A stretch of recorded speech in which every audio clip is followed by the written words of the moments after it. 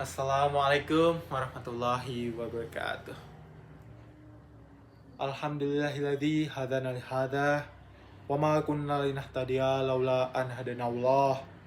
Laqad ja'a rusul rabbina bil haqq wa nudu an tilkumul jannatu urusmuha bima kuntum ta'malun. Asyhadu an la ilaha illallah wa asyhadu anna Muhammadan abduhu wa rasuluh sallallahu alaihi wasallam wa ala alihi wa ashabihi amma ba'da. Yang pertama-tama dan yang paling utama adalah kita wajib mensyukuri nikmat yang Allah berikan kepada kita semuanya. Karena Allah telah memberikan banyak sekali nikmat kepada kita semuanya. Bahkan nikmat yang Allah berikan kepada kita tidak dapat kita hitung. Mulai dari nikmat sehat, longgar, waras, sehingga kita dapat menghadiri salat Jumat pada siang hari ini. Dan sakpol-polnya nikmat adalah nikmat hidayah. Mengapa demikian? Karena dengan adanya nikmat hidayah, kita dapat memeluk, kita dapat memegang agama yang hak ini, agama Islam ini, dengan sebenar-benarnya.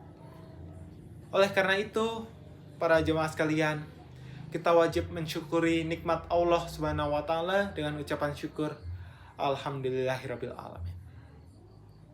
Yang kedua, salawat serta salam selalu kita curahkan kepada baginda Nabi Agung Muhammad sallallahu alaihi wasallam yang selalu kita nantikan syafaatnya di yaumul kiamah kelak. Amin ya rabbal alamin.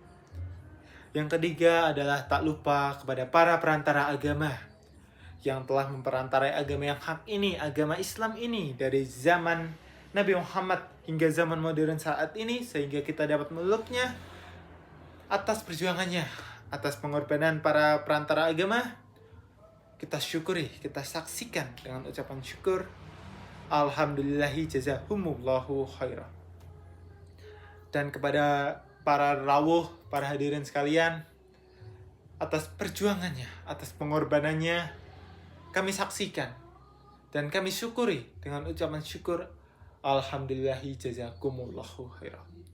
Semoga Allah memberikan balasan yang lebih baik kepada kita semuanya. Amin ya rabbal alamin.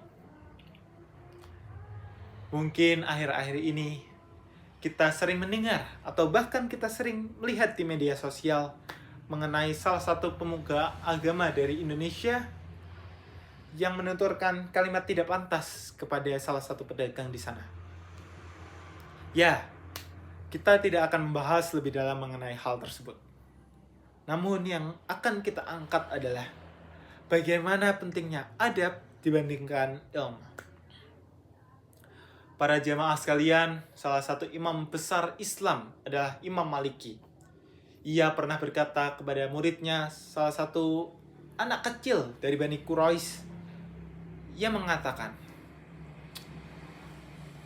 carilah adab, baru cari ilmu. Apa makna dari kata tersebut? Ya, kita harus mengutamakan adab daripada ilmu. Kita harus memperbaiki adab kita terlebih dahulu, baru kita mencari ilmu, kita memperdalam ilmu yang kita dapat. Mengapa demikian? Tentu, karena ilmu yang kita dapat tidak akan bermanfaat apabila tidak diimbangi dengan adab. Bahkan, ilmu yang kita dapat menjadi celaka bagi kita ataupun seseorang di sekitar kita. Nabi Muhammad SAW sebagai teladan kita telah memberikan contoh yang baik kepada kita. Salah satu contohnya adalah ketika ia dilempari batu oleh salah satu kaum di sana. Apa yang Nabi Muhammad lakukan ketika itu? Nabi Muhammad tidak membalasnya dengan lemparan. Nabi Muhammad tidak membalasnya dengan keburukan. Namun Nabi Muhammad membalas dengan kebaikan. Nabi Muhammad mendoakan baik kepada kaum yang melemparinya. Sungguh luar biasa ajaran dari Nabi Muhammad SAW.